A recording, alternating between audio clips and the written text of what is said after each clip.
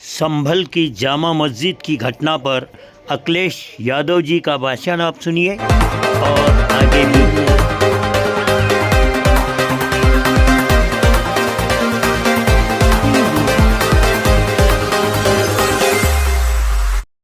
राष्ट्र लेवल पर सब एक होने की तैयारी हो रही है। तैयारी ये करनी है कि आपके चेहरों से बचा जाए। एक आखिरी सवाल ये है, जिस तरह से आपके प्रचार से बचा जाए। ऑफिस को लेकर क्या तैयारी पार्टी का मानो कि नहीं मानो के भाई हमें जो लगा वो मैंने कह दिया। नेताजी ने कहा प्रधानमंत्री जी बच के रहना, ये मेरा बेटा है। इलीगल बिल्डिंग हम तो यूपी से अध्यक्ष जी देख रहे हैं, जहाँ इलीगल बिल्डिंग बनती है वहाँ बुलडोजर चलता है। क्या कहिए सरकार बुलडोजर चलाएगी या नहीं चलाएगी? जो घटना हुई है, विरोधी दल थोड़ा गुस्सा कम कर देना। तो प्रदेश को तो एकजुट नहीं कर पाए, लेकिन परिवार को एकजुट कर पाएंगे।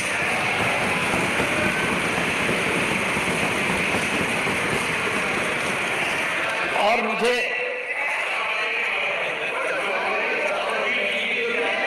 आ रहा हूं उससे जा रहे थे, और उसके बावजूद भी उन पर एफआईआर दर्ज करना। ऐसा उदाहरण कभी किसी को मिला होगा देखने को, सुनने को? एक पुलिस अफसर ये कह रहा हो कि नेता बनना छोड़ दो, नेताओं का सहारा लेना छोड़ दो। किसके लिए भाषा थी वो? और मैं ये कहना चाहता हूँ, हालांकि सब जानकारी आपके पास है, दुखद है कि नईम जैसे नौजवान की जान चली गई, बिलाल की जान गई है, रोमान की जान गई है, कैफ, अयान, और इसमें से कुछ कम उम्र के भी हैं। मुझे याद है जब मैं लखनऊ में प्रेस कर रहा था, उस समय जो जानकारी थी और जो जानकारी छिपाई जा रही थी, जब वहां पर लोकल स्तर से जानकारी हासिल हुई, तब मैंने कहा कि नईम की जान गई है और पुलिस की गोली से गई है। आप लोगों पे सब वीडियोस हैं, आप लोगों पे जगह जगह से वीडियोस मिले हैं, कवरेज है पूरा का पूरा कराया गया ये दंगा है। और किसने कराया? सरकार ने कराया, क्योंकि सरकार जो बेईमानी कर रही थी, सरकार जिसने वोट लूटा, सरकार ने जिसने मशीन पर ईवीएम की बटन बार बार पुलिस से दबाई, प्राइवेट ड्रेस में पुलिस लगाई, उस चुनाव में इनकी धांधली, इनकी चोरी न पकड़ी जाए, इसलिए जानबूझ करके संभल में घटना कराई है। और मैं पढ़ना चाहता हूँ, संभल की शाही जामा मस्जिद के खिलाफ 19/11/2024 को सिविल जज चंदौसी संभल में एक याचिका डाली गई।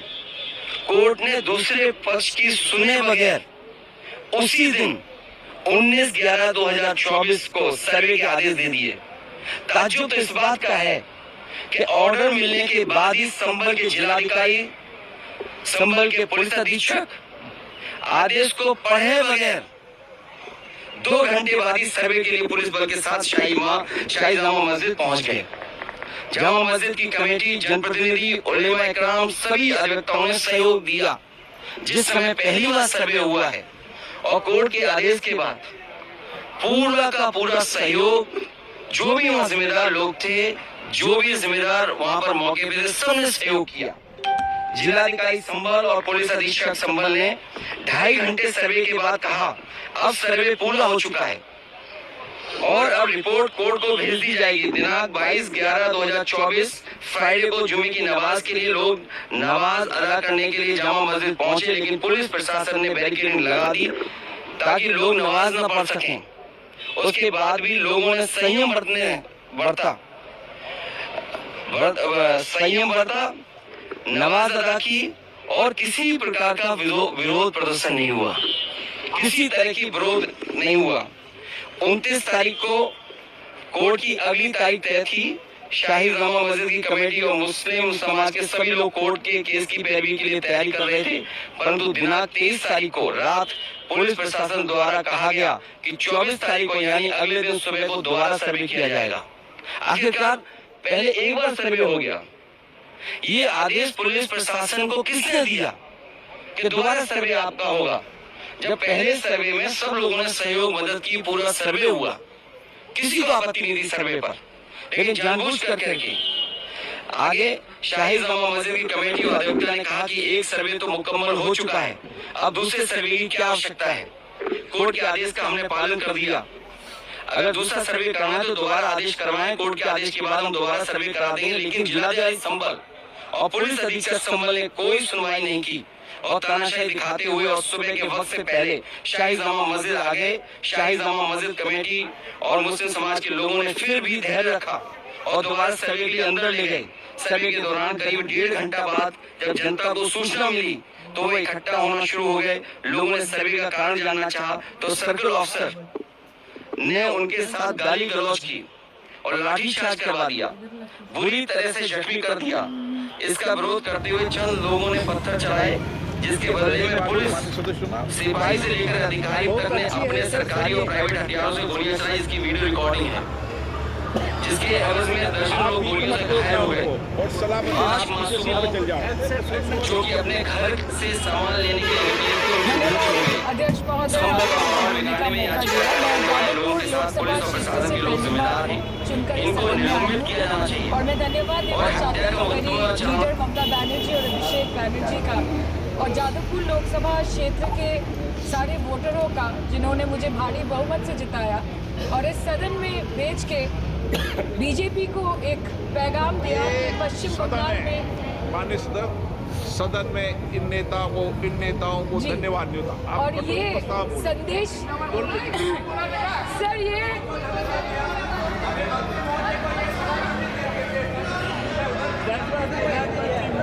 Sir okay sir, no problem sir मैं धन्यवाद देना चाहती हूँ जादवपुर लोकसभा क्षेत्र के लोगों का, जिन्होंने मुझे भारी बहुमत से यहाँ पे जिता के भेजा और ये पैगाम दिया कि पश्चिम बंगाल में नफरत की रणनीति और धोखेबाजी की राजनीति नहीं चलेगी।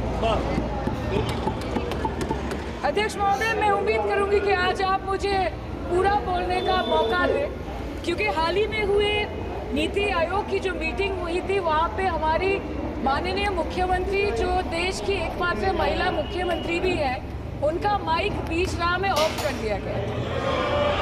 वो बंगाल के अरे अभी तो शुरुआत है, ये तो ट्रेलर है, पिक्चर बाकी है।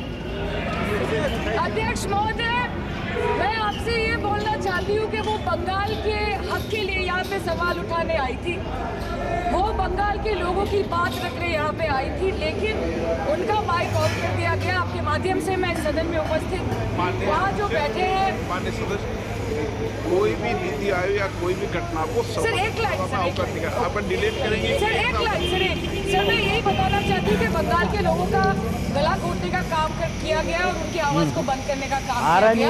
आगे जाके बंगाल के लोग आपके पार्टी की माइक ऑफ कर देंगे। बस एक चुनाव बाकी, आप देख लीजिएगा। Sir, all India Trinamool Congress इस सदन और इस देश का 3rd लार्जेस्ट ऑपोजिशन पार्टी है और हम आपसे धन्यवाद हम आपको देते हैं कि आपने हमको रेलवे, स्वास्थ्य, शिक्षा और आज ये पशुपालन जैसे महत्वपूर्ण विषय पे चर्चा करने का मौका दिया। लेकिन तृणमूल कांग्रेस आगे जाके देश के हर महत्वपूर्ण मुद्दे पे बात करेगा, चाहे वो चीन का अनैतिक रूप से इस देश में प्रवेश हो या वो 700 से ऊपर आंदोलन जीवी किसानों की। माननीय सदस्य, आप पहली बार बोल रही हैं, मैं आपको हस्तक्षेप नहीं करना चाहता, लेकिन जिस अनुदानों की मांगों पर चर्चा सर अभी आ रहे हैं, सर अभी आ रहे हैं। सर नीट के घोटाले से लेके जीएसटी के बोझ तक, एयरपोर्ट की छत टूट जाने से लेके रेल पटरी से छूट जाने तक तृणमूल कांग्रेस के सदस्य, हर सांसद देश के हर गंभीर मुद्दे पर चर्चा करेंगे। बस यही आपको बोलना।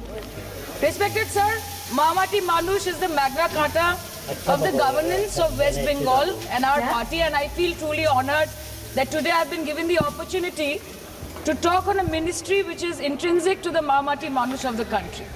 हमारे किसान अपनी मवेशी को, अपनी फसल को माँ की तरफ पूछते हैं, जिस खेत में वो हल चलाते हैं उस जमीन को नमन करते हैं। But does this major sector get support from the government? Sir, Indian agriculture supplies around 58% of India's livelihood and is a principal source of income for half of the population, accounting for 17 to 18% of the country's GDP. 70% of India's rural poor depend on livestock and farm animals. But does this sector get what it deserves? इसका जवाब अगर आप देश के किसान से पूछेंगे तो वो आपको यही बात बोलेंगे कि चाय से शुरू हुई थी सरकार और गाय पे अटक गई और विकास की मौसी 10 साल में रास्ते में भटक गई। Sir, exorbitantly high cost of cattle and poultry feed under the mismanagement of this sector by the current government and wholesale fodder inflation hovering between 25% to 28.6% in the last 2 to 3 years, it is a 9-year high. Sir, किसान खुद क्या खाएंगे? अपने परिवार के लोगों का खिलाएंगे? अपनी गाय भैंस भेड़ बकरी को क्या खिलाएंगे? सर, ऐसे ही वारदात होते हैं जहां गरीबी से जूझता हुआ एक किसान उसको अपनी गाय भेड़ बकरी को बेचने में मजबूर करते हैं और अंत में जाके वो अपनी खुद की जान ले लेते हैं। सर, पिछले 10 सालों में 1,12,000 किसानों ने इस देश में आत्महत्या की। NCRB की एक रिपोर्ट के अनुसार 10 साल में हर दिन इस देश में एवरेज में 30 किसान हर दिन अपनी जान ले लेते हैं। सर, इस देश के लोगों का यही है किस्सा कि जिसको जिताया वो राजा की तरह जाएगा और जिन्होंने जिताया वो फकीर की तरह। सर, ये बहुत गौरक्षा की भी बातें करते हैं। देश के लोगों को ये पता होना चाहिए that there is a fodder crisis in India and the union minister has himself stated in a written reply in Rajya Sabha that yes, the country is deficit in fodder. So it means that cows are dying without food in government-owned goshalas, especially the BJP-ruled state. 74,000 cattle had died at Panjrapols in Sundarnagar and Banaskantha district of Gujarat in the last 3 years. 200 cows were found dead in Madhya Pradesh's Shivpuri district. 173 cows allegedly died in a week in Chhattisgarh, and 74,016 cows had died in Hingonia Gaushala in Jaipur during the previous BJP government in Rajasthan. तो sir, पहले खाना ही नहीं मिला, fodder crisis, फिर मिल भी जाए तो इतना महंगा कि किसान खरीद ही नहीं पा रहा है, फॉडर इन्फ्लेशन, और सर खाना मिल भी जाए तो पशुओं की बीमारी। उससे मुकाबला करने के लिए इस सरकार ने क्या किया? The Parliamentary Standing Committee on Agriculture, Animal Husbandry and Food Processing presented its report which stated that 32.7 lakh cattle were infected by the viral lumpy skin disease across several states and a whopping 2.4 lakh cattle died within months. ये बोलते हैं कि गाय हमारी माता है पर माँ की रक्षा करना इन्हें नहीं आता है। अध्यक्ष महोदय, हम सब जानते हैं कि इस मिनिस्ट्री के अंतर्गत डेयरी भी आता है और भारत इस पूरी दुनिया में दूध के उत्पादन में नंबर 1 है, contributing to almost 24.46% of global milk production. But since the government has not been able to bridge the gap between demand and supply, it has successfully turned the country from being the largest producer of milk to an importer of milk.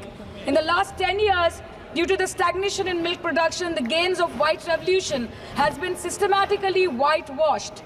The dairy farmers are forced to throw buckets of milk on the highway protesting against meager remuneration for their produce. And the price of milk, on the other hand, has increased by a massive 55% in the past 10 years. It was rupees 36 per litre in 2014 and now rupees 56 per litre in 2024. When this government came to power, the first thing the milk producing companies regulated by it did was to increase the price of milk by rupees 2 per litre. This was their revenge on the people of India for not providing a majority to the BJP. आम आदमी के दूध, छाछ, लस्सी, दही, पनीर पर 5% की GST, cream, condensed milk, मक्खन, घी पर 12% की GST और अमीरों के हीरो पर सिर्फ 1.5% की GST। सरकार उनको रिलीफ नहीं देती है जो विदेश में जाके मिल्क शेक और लाते की चुस्कियां लगाते हैं। ये सरकार उनको रिलीफ नहीं देती जो आम आदमी 2 पैकेट दूध खरीदने से पहले 10 बार सोचता है। सर, बचपन से हम सुनते आए थे कि संडे हो या मंडे रोज खाओ अंडे। India rank 2nd in egg production in the world और अंडे का फंडा यही है सर कि भारत के बच्चों की किस्मत में महीने में एक अंडा नहीं मिलता। मिड डे मील के चलते हफ्ते में अगर एक आध अंडा मिल भी रहा था तो कहीं धर्म के नाम पे तो कहीं महंगाई के चलते उसे बंद करने की मांग उठ रही है। बहुत अच्छी बात है, एक इंसान इतना पावरफुल है भगवान को ला सकते हैं, बहुत अच्छी बात है। लेकिन देश ये जानना चाहते जिसका इतना पावर है भगवान को लाते, वो छोटा सा इंसान नीरव मोदी को नहीं ला सकते। राम मंदिर है वहाँ पे राम जी करे वो तो बहुत अच्छी बात है। हर जगह पे राम जी, ये भी अलग बात है राम जी का ज्यादा फोटो है कि मोदी जी का ज्यादा फोटो है, लेकिन फिर भी हर जगह पे राम जी। सीता माँ कहाँ है? ये है नारी शक्ति। ये एक सरकार आए है जो सिर्फ कोई एक फैमिली को अटैक करने के लिए हर चीज में बात करते हैं, पुराने प्राइम मिनिस्टर को अटैक करते, हर स्पीच में वही बोलते, सिर्फ यही बोलना चाहते हैं कि पहला जो सरकार थे सब गलत है, सब गलत है, सब गलत है। यह इसको मिटाने के लिए आप लोग नाम बदल रहे, स्टेडियम बदल रहे, पार्लियामेंट बदल रहे, लेकिन ये याद तो रखेंगे दुनिया, लेकिन इसके साथ आप भी याद रखें, ऐसा कोई आएगा जो आपको भी मिटा देंगे। लोग